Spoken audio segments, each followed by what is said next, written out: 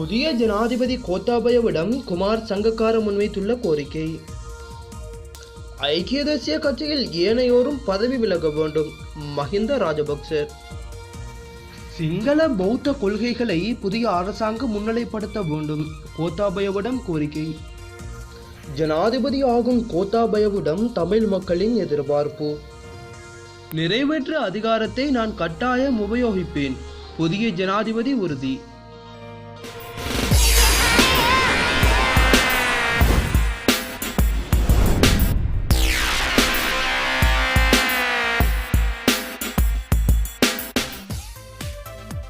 புதிய ஜனாதிபதி கோத்தாபயவிடம் குமார் சங்கக்கார முன்வைத்துள்ள கோரிக்கை.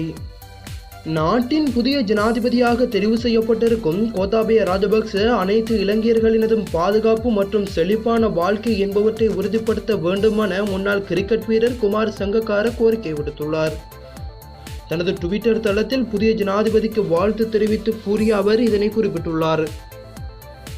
மேலும் அரசியல் கட்சி குடும்பம் என்பவற்றுக்கு அப்பால் இலங்கையர்கள் அனைவரையும் ஒன்றிணைக்கக்கூடிய வகையில் செயற்பாடுகளை முன்னெடுப்பதே சிறந்தது. அனைத்து இலங்கையர்களையும் உண்மையாக ஒன்றிணைக்கும் பார்வையும் வல்லமையும் பெறவும் நாட்டிலுள்ள அனைத்து இலங்கையர்களின் பாதுகாப்பு மற்றும் செழிப்பான வாழ்க்கையை உறுதிப்படுத்தவும் வாழ்த்துகிறேன் என குறிப்பிட்டுள்ளார். ஐக்கிய தேசிய கட்சியில் ஏனையோரும் பதவி விலக வேண்டும். மஹிந்த ராஜபக்ச. ஜனாதிபதி ஒரு கட்சியிலும் அரசாங்கம் வேறு ஒரு கட்சியிலும் இருந்து செயல்பட முடியாது என எதிர்க்கட்சி தலைவர் மஹிந்த ராஜபக்ச தெரிவித்துள்ளார். நாரஹேன்பிடவில் உள்ள விகாரை ஒன்றில் இடம்பெற்ற மத வழிபாட்டின் பின்னர் கருத்து தெரிவிக்கும் போதே அவர் இதனை குறிப்பிட்டுள்ளார். மேலும் தெரிவிக்கையில், ஜனாதிபதி தேர்தல் வெற்றியுடன் நாடாளுமன்ற தேர்தலை நடத்துவதே சிறந்தது. தற்போதும் ஐக்கிய தேசிய கட்சியின் அரசாங்கமே உள்ளது. ஜனாதிபதி ஒரு கட்சியிலும் அரசாங்கம் வேறு ஒரு கட்சியிலும் இருந்து செயல்பட முடியாது. தற்போது அமைச்சரவையிலிருந்து சிலர் விலகியுள்ளனர். அதேபோல மக்கள் ஆணையை ஏனையோரும் ஏற்று பதவி விலகுவார்கள் என நம்புகிறேன் என குறிப்பிட்டுள்ளார். சிங்கள பௌத்த கொள்கைகளை புதிய அரசாங்கம் முன்னிலைப்படுத்த வேண்டும். கோத்தாபயவிடம் கோரிக்கை. சிங்கள பௌத்த கொள்கைகளை முன்னிலைப்படுத்தி புதிய அரசாங்கம் செயல்பட வேண்டுமென கலாநிதி ஓபல்வே சோபித தேரர் தெரிவித்துள்ளார். அல்பிட்டியில் இன்று நடைபெற்ற செய்தியாளர் சந்திப்பில் அவர் இதனை குறிப்பிட்டுள்ளார். அவர் மேலும் கூறுகையில், ஜனாதிபதி தேர்தல் முடிவுகளின் அடிப்படையில் சிங்கள பௌத்த மேலாதிக்கம் தெளிவாக வெளியாகியுள்ளது.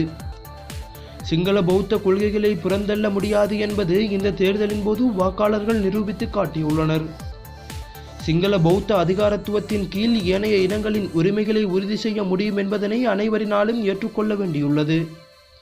ஐக்கிய தேசிய கட்சி சிங்கள பௌத்த கொள்கைகளை ஏற்றுக்கொள்ள வேண்டிய அவசியம் எழுந்துள்ளது.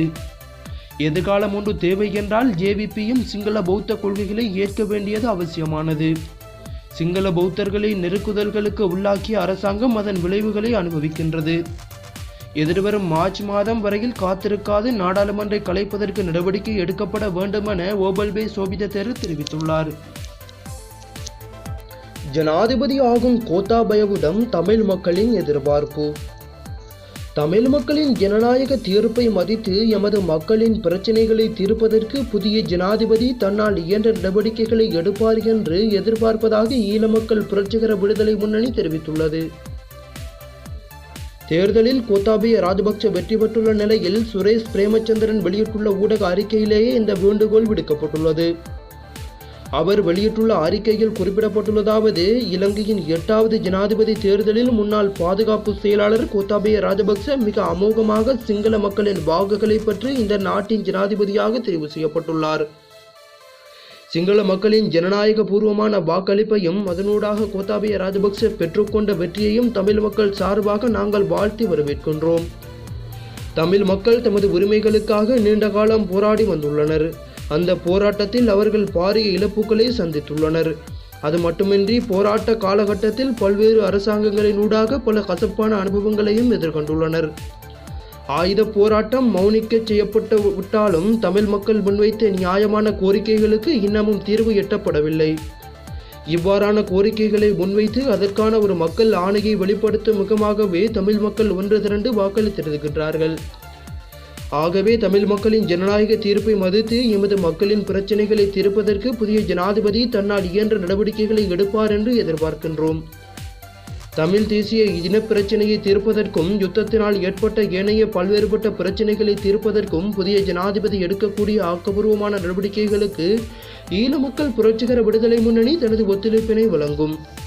தமிழ் மக்கள் தங்களது கோரிக்கைகளுக்காக ஒன்று திரண்டு வாக்களித்தமைக்கு ஈழ மக்கள் புரட்சிகர விடுதலை முன்னணி தனது இதயபூர்வமான வாழ்த்துக்களை தெரிவித்துக் கொள்கிறது என்று குறிப்பிடப்பட்டுள்ளது. நிறைவேற்ற அதிகாரத்தை நான் கட்டாயம் உபயோகிப்பேன். புதிய ஜனாதிபதி உறுதி.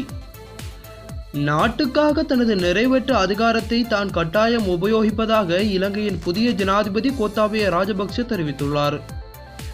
இலங்கையின் நிறைவேற்ற அதிகாரமிக்க 7வது ஜனாதிபதியாக கோத்தாபய ராஜபக்ஷ அனுராதபுரம் ஜெயசிறி மகாபோதிக்கு அருகில் வைத்து இன்றைய தினம் பதவி பிரமாணம் செய்து கொண்டார்.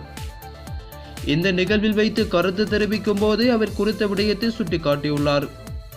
மேலும் கூறுகையில், சிங்கள மக்களின் வாக்குகளின் அடிப்படையில் நான் ஜனாதிபதியாக தெரிவு செய்யப்பட்டுள்ளேன். தமிழ் மற்றும் முஸ்லிம் மக்களிடம் எனக்கு ஆதரவு வழங்குமாறு கோரியிருந்தேன். ஆனால் அந்த கோரிக்கையை அவர்கள் ஏற்றுக்கொள்ளவில்லை.